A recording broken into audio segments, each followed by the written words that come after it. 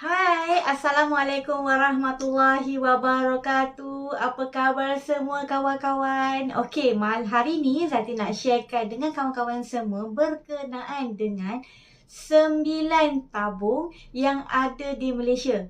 Dan tabung-tabung ini di antara tabung-tabung yang famous. Tapi tak semua orang yang tahu berkenaan dengan tabung-tabung ini.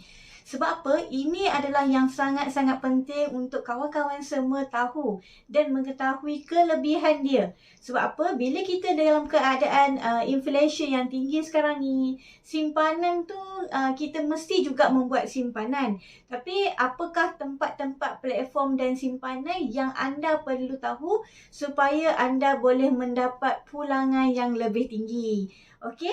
Sebelum tu Zati just nak bagi tahu anda semua bahawa setiap tempat simpanan yang anda letak mempunyai risiko dan pulangan yang berbeza-beza. Okey, di antara 9 tabung yang Zati nak kupas hari ini adalah tabung yang paling famous dan paling ramai untuk yang kita buat adalah pertama adalah tabung simpanan yang kita simpan melalui perbankan, melalui bank-bank. Okey?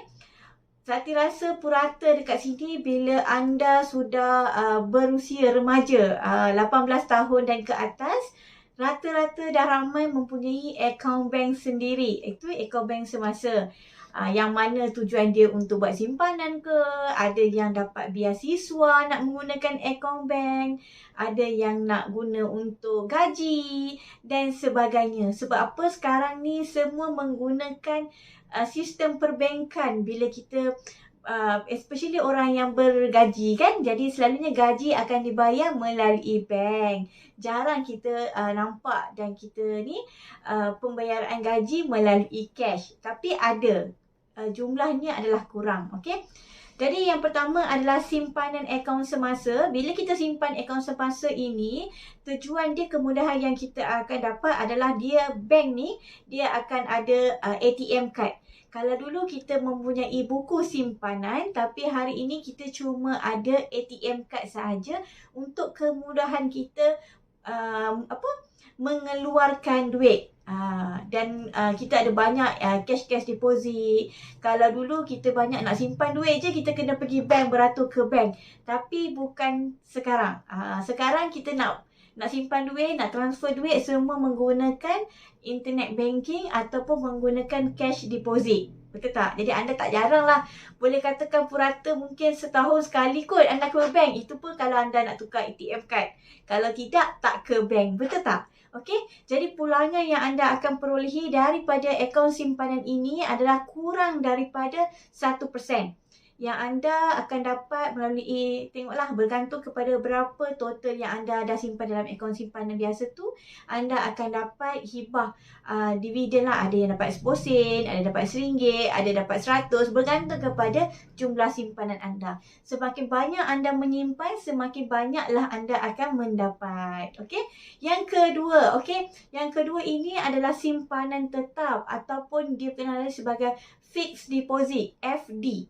Okey, majoriti FD ini terkenal tempat simpanan oleh non-bumi, di mana non-bumi suka menyimpan dahulunya di fixed deposit sebab ada pulangan 3%, 2% setahun, dan dia ada sebulan kena renewal, ada 3 bulan, ada yang setahun, 3 tahun dan sebagainya. Jadi bila anda simpan di simpanan tetap ini, anda telah ditetapkan berapakah simpanan yang anda pulangan yang anda akan perolehi. Macam saya cakap tadi, 3% dan sebagainya. Ada juga simpanan tetap ini konvensional dan ada juga Islamik. Okey, yang ketiga adalah tabung haji, di mana kita kena buka akaun tabung haji. Dan kita jangan lupa, kawan-kawan Zati yang dah ada akaun tabung haji, anda jangan lupa register untuk queue pergi haji. Sebab sekarang ni kalau nak menunggu muasasah, dia memang bermain dengan puluh dan ratus tahun menunggu. Jadi kalau anda dah buka ataupun anda belum buka lagi, belum lagi register tabung haji, anda ada caruman EPF, anda boleh bawa caruman EPF anda itu ke tabung haji, boleh register queue untuk pergi haji tu menggunakan statement EPF anda. Jadi anda siapa yang belum register, cepat-cepat register untuk pergi haji. Okey, untuk tabung haji ni purata dividen yang diberikan setiap tahun, anggaran dia adalah 3% and above lah. 3% dan ke atas. Okey. Dan yang keempat, yang ini kalau korang tak tahu tu, Zati pun tak tahulah nak cakap apa. Sebab apa? Sekarang ni sangat hangat berkenaan dengan KWSP ataupun dikenali sebagai EPF. EPF atau KWSP ni adalah tabung yang diwajibkan kepada orang yang bekerja, especially bagi pekerja sektor swasta. Jadi anda wajib untuk mencarum dari tabung ini, EPF ini, yang majikan anda pun ada share juga caruman beliau lah. Jadi tabung ini ada Islamik dan juga ada juga konvensional, di mana purata average pulangan dividen yang diberikan adalah 5 ke 6% lah. Anggaran 5 ke 6%. Okey. Nanti Zati akan listkan history dividen yang diperolehi daripada KWSP. Okey. Jadi yang kelima, tabung yang kelima adalah ASB. Okey, ASB ini yang Zati maksudkan adalah ASB, simpanan ASB biasa yang anda buat melalui tolakan daripada akaun gaji ataupun anda buat melalui simpanan sendiri. Sebab apa sekarang kita dah ada apps ASNB online yang anda boleh withdraw dan boleh top up investment anda setiap hari, pada bila-bila masa sahaja anda boleh lakukan sendiri tanpa perlu pergi ke ejen-ejen ASNB yang berdekatan dengan anda. Okey. Dan pulangan dia bila anda menyimpan sendiri ini, purata dia lebih kurang dalam 5%, 5 ke 7% kalau kita tengok history dividen sebelum-sebelum ni lah. Jadi yang baru ini adalah 5%. Jadi dividen ini akan di-announcekan oleh PNB setiap 31 Disember tu, kita akan dah boleh nampak dividen, berapakah dividen yang kita akan perolehi. Okey. Yang seterusnya dan yang keenam adalah ASB Financing. Amanah Saham Bumi Putra Financing yang difinancekan. Kita buat simpanan ASB, dalam masa yang sama kita memerlukan kita buat loan daripada bank. Dan banyak sebenarnya bank-bank yang menawarkan ASB financing ni. Contoh yang famous adalah Maybank, CIB Bank, M-Bank, RHB Bank. Ada a few lagi bank-bank yang menawarkan ASB financing ini. Jadi setiap bank yang menawarkan ASB dia mempunyai interest ataupun profit yang berbeza-beza. Jadi di sini anda kena pandai memilih manakah bank yang mengofferkan kepada anda interest ataupun profit bank yang rendah, supaya anda boleh mendapat keuntungan dan differential tu yang tinggi. Sebab apa? Di manakah bank ASB, bank-bank hanya menawarkan pembiayaan dan dividen akan diberikan oleh PNB. Jadi dividen anda ambil lah di bukan bank mana sekalipun, dividen dia tetap sama. Kalau katakan 5%, jadi semua akan dapat 5%, bergantung kepada berapakah jumlah sijil yang anda ambil, yang anda mohon lah. Kan? Okey, jadinya ASB financing ini kita juga ada Islamic dan kita juga ada konvensional. Purata keuntungan dia, kita juga ada banyak konsultan di luar-luar sana ada sharekan berbagai jenis teknik-teknik macam mana nak untung lebih melalui ASB financing. Kalau anda nak bercoaching dengan Zati berkenaan dengan teknik ASB financing pun boleh. Sebab Zati memang dengan ASB financing ni, I very love ASB financing. That's why Zati dapat kerja di CIMB Bank suatu hari dahulu lah. Zati kerja dulu dengan bank sebagai personal financial consultant. Zati lah yang mempromosikan ASB. Jadi kita banyak juga share dengan klien-klien berkenaan dengan teknik-teknik ASB, dan banyak juga customer-customer Zati yang dah capai matlamat dan impian mereka dengan menggunakan platform ASB financing ni. Jadi purata yang anda akan perolehi bergantung kepada teknik dan cara yang anda aplikasikan. Puratanya anda boleh dapat 10 ke 30% dia punya return dia. Okey, bergantung kepada strategi. Okey, seterusnya. Okey, yang ini yang paling Zati suka. Yang ketujuh. Okey, yang ketujuh adalah melalui unit amanah. Okey, unit amanah ini anda boleh tengok balik video Zati yang sebelum ini. Apakah itu unit amanah? Anda boleh tahu lebih lanjut lah. Zati ada explainkan sebelum ini. Dan potensi pulangan dalam unit amanah ini adalah 8 ke 12%. Dan ada juga yang dapat lebih daripada itu. Itu adalah bergantung kepada rezeki anda. Jadi kalau anda nak dapatkan potensi return yang tinggi macam ini, anda kena mengetahui cara dan teknik yang betul. Bila anda tahu teknik dan cara yang betul, masa yang betul untuk buat investment, yes, anda akan memperolehi keuntungan seperti yang Zati nyatakan tadi.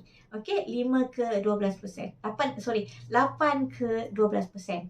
Okey, yang ke-8 ni ramai sangat orang tahu, dan ada juga yang sanggup membuat pelaburan. Dia menggunakan semua simpanan yang ada untuk dilaburkan ke dalam saham. Tapi anda kena ingat, high risk, high return. Risiko yang tinggi akan menghasilkan dividen juga, pulangan yang tinggi juga. Jadi dalam saham ini anda boleh dapat keuntungan berlipat-lipat kali ganda. Ada yang sampai 400%. Tapi anda kena ingat, anda juga boleh mengalami kerugian 400%. Maksudnya anda juga boleh kehilangan semua duit investment anda jika anda tidak mencukupi ilmu tentang saham.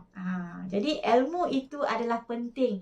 Bila kita nak buat sesuatu, ilmu adalah penting. Jadi anda boleh juga mencuburi dalam bahagian saham, tapi anda kena juga sanggup mengambil risiko dalam saham ini. Okey.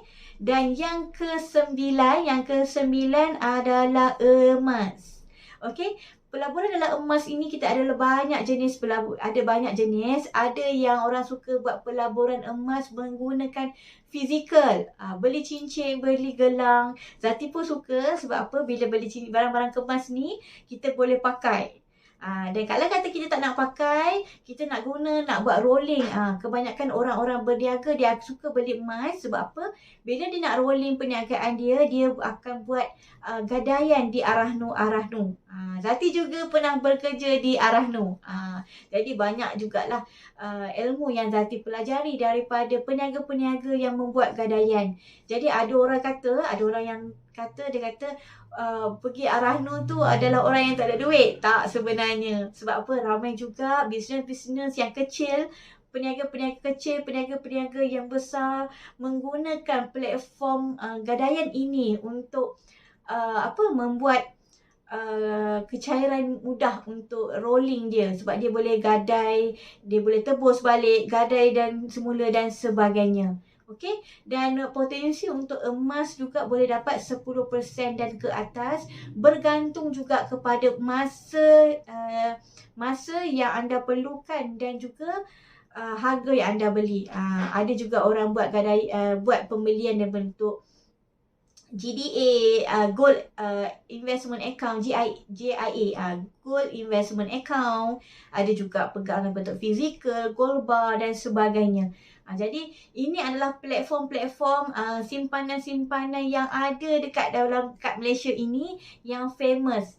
Okey, jadi dekat sini anda kena tahu apakah kelebihan yang anda akan perolehi dan apakah risiko yang anda kena ambil. Jadi kalau kita dekat sini dalam 9 tabung ini anda boleh aplikasikan. Sebab apa? Setiap tabung ini mempunyai kelebihan dan kekurangannya yang tersendiri. Sebab apa? Kalau anda kena ada juga simpanan akaun biasa. Sebab apa? Takkanlah anda nak simpan duit berkepuk-kepuk tu bawah bantal. Kan? Kalau berlaku kebakaran, kalau berlaku belanja, macam mana? Habis semua duit anda. dah hancur, terbakar dan sebagainya. Jadi anda pun telah merisikokan duit anda sendiri kalau anda simpan dalam dalam bekas tapawai biasa ke kan. Hilang faktor oleh kecurian dan sebagainya.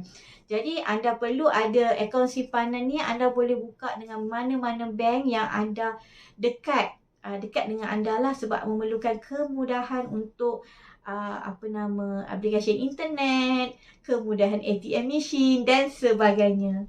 Jadi itulah 9 tabung yang anda boleh ambil, tabung-tabung manakah pilihan anda. Jadi di sini kalau anda nak tahu lebih lanjut berkenaan dengan ASB financing, berkenaan dengan unit amanah, berkenaan dengan emas dan sebagainya, anda boleh menghubungi Zati. Zati akan sharekan dengan anda which platform yang boleh bantu anda. Sebab bukan semua duit simpanan anda itu kita masukkan ke dalam satu bakul, tapi kita boleh diversifykan. Jadi semakin tinggi risiko yang anda ambil, semakin tinggilah pulangan yang anda akan perolehi. Okey, itu sahaja sharing Zati pada hari ini. Anda boleh view Zati di YouTube, anda boleh view Zati di Facebook dan anda juga boleh follow Zati di Instagram. Okey, itu sahaja. Bye. Assalamualaikum.